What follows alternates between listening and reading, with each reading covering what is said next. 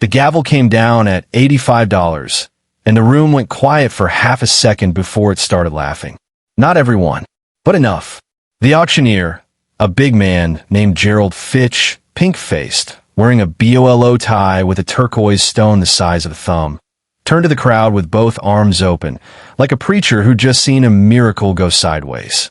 "Sold," he said, still grinning, to the tinker. The tinker did not look up. His name was Earl Pruett. He was 61 years old, 5'8" in work boots, maybe 155 pounds. He had wide hands and square fingernails that never came entirely clean regardless of how long he scrubbed. He wore canvas trousers the color of old dishwater and a flannel shirt that had been washed so many times the plaid had gone soft. He had a habit of pulling at his left earlobe when he was concentrating. His eyes were gray, and he moved through a room the way water moves through a crack. Not fast, not slow, just finding the way. He handed the check to the county clerk without ceremony and walked to the object. The safe sat on a wooden pallet near the loading bay of the Harlan County Courthouse in Beckley Ridge, West Virginia. It was October 14th, 1961. The temperature was 43 degrees, and the sky was the color of old pewter. There were maybe 60 people at the auction that morning, most of them dealers and 2 newspaper men and a group of county employees who had come out for the spectacle of seeing old bank property get sorted and sold. The safe was Diebold manufacture, probably 1931 or thereabouts. It was 31 inches tall, 22 inches wide, 14 inches deep. It weighed, Earl would later find out, 412 pounds. The exterior had gone from its original gray-green to the color of dried creek clay. The handle mechanism was lock-solid. The faceplate had been painted over once with government surplus gray and then never touched again. Everybody at that auction had looked at the safe the way people look at a stopped clock. They saw what it had been. Earl had seen something else. On the lower left corner of the faceplate, there was a small mark, factory stamped, barely visible under the paint. A model designation. A suffix. He had seen that suffix once before, 22 years ago, on a safe in a courthouse in Boone County that had taken him 4 hours to open and change the way he thought about his work. He said nothing. He loaded his dolly under it and got to work. Earl Pruett had been a vault mechanic for 31 years. Not a locksmith. A locksmith works on doors and padlocks and cylinders that people carry in their pockets. A vault mechanic works on time, on weight, on the engineering decisions of men who built things to last longer than themselves, and built them well enough that sometimes they succeeded. He had learned the trade from his uncle, Clyde Pruett, who had learned it from a man named Sayers who had worked the Pennsylvania Railroad during the 1910s, repairing the strong boxes on mail cars. Clyde had said to Earl on the first day, he showed him a disassembled lock cylinder. A lock is not a wall. It is a conversation. You are not trying to break it open. You are trying to understand what it is saying. Earl had held on to that. He held on to it the way a man holds onto a good tool. Not thinking about it much, but reaching for it when the work got hard. He had never advertised. He had never needed to. In 5 counties around Beckley Ridge, if a bank needed a vintage safe evaluated, or a courthouse needed something opened that had been sealed for years, or an estate needed an old firebox cracked without damaging the contents, they called Earl Pruett. He drove a 1952 Ford flatbed and charged fair rates and never told a client what they had until he knew for certain. The modern world had mostly moved past what he did. Computerized cutting equipment, hydraulic grinders, the new carbide tools that could chew through a faceplate in 40 minutes. Those are what the big security firms use now. They were fast, and they were loud, and they left nothing intact. Earl was slow, and everything he opened whole. He had a bad left knee from a fall in 1947, and he wore reading glasses on a cord around his neck, and his knuckles ached in cold weather. He was not a man who looked like much. He had learned a long time ago that this was not a disadvantage. Gerald Fitch ran a county auction house that had done well for itself in the post-war years. He was 44, maybe 230 pounds, and he had the particular confidence of a man who had been right in public enough times that he had stopped preparing for the possibility of being wrong. He wore a gray sport coat over a white shirt, and he smelled a bay rum. He drove a 1960 Buick Electra in a pale blue that had already turned heads in 3 counties. He knew the value of things. That was his business. That was the thing he said about himself. When Earl had registered his bid that morning, Fitch had looked at the card, and then at Earl, and then at the safe, and said, loud enough for the 8 people standing nearby to hear, "The old tinker's going after the iron pumpkin." Some of the county employees had laughed. One of the newspaper men had written something in his pad. The crowd, as it often does when a loud man laughs, found it easier to laugh along. Earl had pulled at his left earlobe. He had said nothing. Fitch was not a bad man. He knew timber prices and farm equipment values and the going rate for courthouse surplus down to the penny. He was good at his work. He was just entirely wrong about this particular object, and he had been wrong about it loudly in front of 60 people, and that is the kind of wrong that follows a man. The Merchants and Farmers Bank of Beckley Ridge had opened in March of 1927, during the last decent years of the decade. It was built of brick and limestone on the corner of Calhoun and 3rd by a man named Thomas Aldrich, who had made money in coal royalties and decided to make himself respectable. The Diebold safe had been installed in the bank's back office in October of 1931. By then, the bank had already begun to fail. The Depression had come down on Harlan County like weather, not all at once, but steady and with no sign of lifting. By the spring of 1933, Merchants and Farmers was one of 4,000 banks that closed that year. The Federal Reserve Examiner had come through on a Tuesday morning in April. By Wednesday afternoon, the doors were locked and a government notice was nailed to the frame. A bank officer named Raymond Caudle had been the last one in the building. He was 38 years old, a thin man with a widow's peak and ink-stained fingers who had worked for the bank since he was 22. On the evening of April 19, 1933, he had placed into that Diebold safe the contents of the bank's unclaimed private deposit box inventory. Items left behind by customers who had moved or died or simply never returned for what they had stored. He had logged each item in a ledger, placed the ledger in the safe, and turned the handle. He had not been given the combination. He had been told a state examiner would return within 60 days to process the contents. The examiner was reassigned. The bank building became county property. Raymond Caudle had moved to Cincinnati by 1935 and died of a stroke in 1951 without ever speaking of it again. The safe sat in the old bank building through the war years and the Korean years and the long quiet years after. It sat there for 28 years. Earl had been 14 years old when Raymond Caudle locked it. Earl thought about that on the drive home. He had 4 miles between the courthouse and his property on Sawmill Road, and he drove them slowly, the flatbed riding heavy, the trailer creaking on the gravel curves. He thought about a man putting things away for safekeeping and trusting that someone would come back for them. He thought about what it meant when nobody did. Earl got the safe home at 2 in the afternoon on October 14th. His neighbor, Darla Combs, saw the flatbed pulling in and came to her fence. "What did you haul back this time, Earl?" He told her. She shook her head. "That old bank box from the courthouse? Lord, somebody said there wasn't anything in it. So they x-rayed it or something back in the 40s. Nobody had x-rayed it." Earl said, "Might be right," and pulled the flatbed through the gate. He did not try to open it that day. He unloaded it into his workshop, a converted barn 20 feet by 30, insulated, with a concrete floor and a drain and a single overhead work light on an adjustable arm. He positioned it on his heavy bench with the come-along and blocked it square. He set out his tools. He covered the safe with a canvas tarp and went inside and ate supper and went to bed at 9 o'clock. He was up at 5:15 the next morning. He put on his canvas trousers and the flannel shirt and the same boots and went out to the workshop without eating first. He put the transistor radio on the shelf and then turned it off again. He pulled the stool up close to the bench. He pulled at his left earlobe and looked at the safe for several minutes. Then he got to work. The model suffix he had identified told him this was a 4-wheel lock with a relocking device, the kind Diebold built for small commercial clients in the early 30s who wanted bank-grade security but could not afford the larger floor models. The mechanism would have hardened over time. The lubricants inside would have dried or gummed. The wheels would resist. He applied penetrating oil to the dial housing at 6:42 in the morning. He wrote the time in his log. He set a kitchen timer for 3 hours and went and ate breakfast and read the newspaper without thinking much about anything. At 9:50, he returned.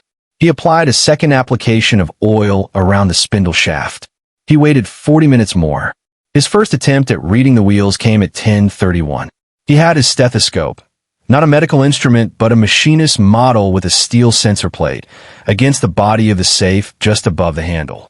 He turned the dial 1/4 revolution at a time.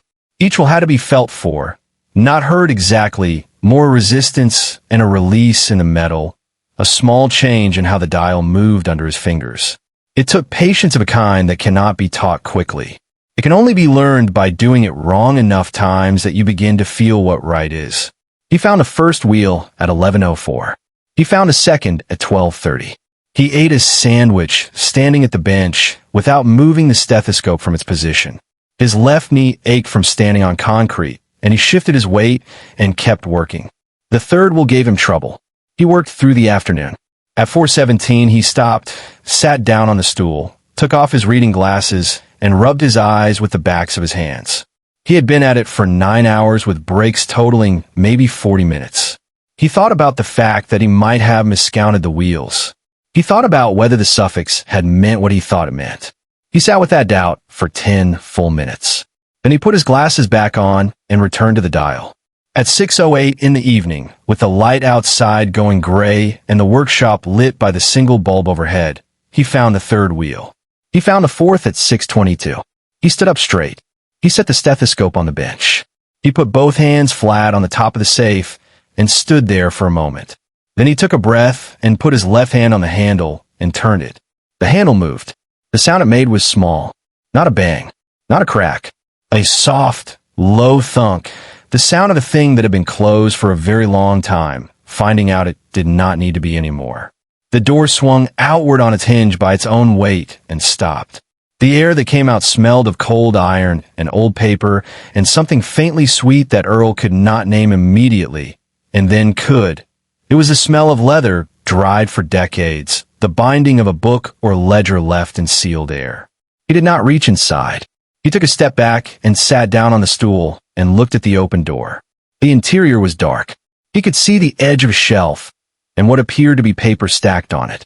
He sat and looked for perhaps 3 minutes. He could hear, in that silence, the barns settling in the October cold, and somewhere on the hill above the property a dog barking once and then not again. He reached up and adjusted the work light to aim into the safe.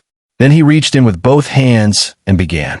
He brought each thing out one at a time and laid it on the bench before he reached for the next. The first item was the ledger. It was a standard accounting book, black cloth cover, and on the front cover Raymond Caudle had written in fountain pen, "Deposit box contents, unreturned, April 1933. Earl set aside. Below the ledger were 3 envelopes, sealed and dated in the same hand.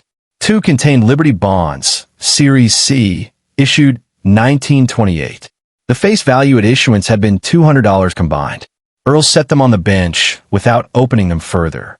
The third envelope contained a folded land deed for 42 acres in Harlan County, dated 1919.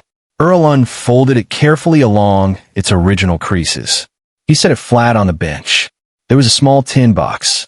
Inside the tin box were 14 Morgan silver dollars, 1885 through 1901, in condition that suggested they had been kept intentionally, not spent and returned. He lined them up on the bench in a row and checked each one twice. The last object on the shelf was wrapped in a piece of oilcloth tied with twine. Earl untied the twine. He unwrapped the cloth. Inside was a photograph and a letter. The photograph was of a woman and a man on what appeared to be a front porch. The woman was young, perhaps 25, in a dark dress. The man wore a railroad uniform. They were not touching, but they were standing close. On the back, in a careful hand, Edith and Paul, June 1927. The letter was addressed to no one. It was folded in thirds. Earl unfolded it. He read it in full silence. It was a short letter. A man writing to someone who would not receive it in time. He had written it knowing that. He wrote that the money was not for himself. He wrote that the land deed was in his wife's name already, and she should know that. He wrote that the silver was for when times got harder, which they would. He wrote one sentence near the end that Earl had to read twice. "I have not kept anything that was not already mine to give, and I give it now to whoever her life becomes after this one.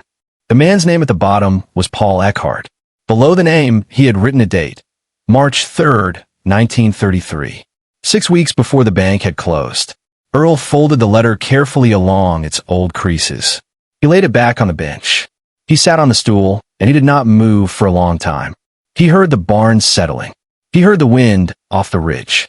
He wiped his hands on his canvas trousers and looked at the items on the bench, and then at the open safe, and then out the single small window of the workshop at the dark that had come on outside while he had been working.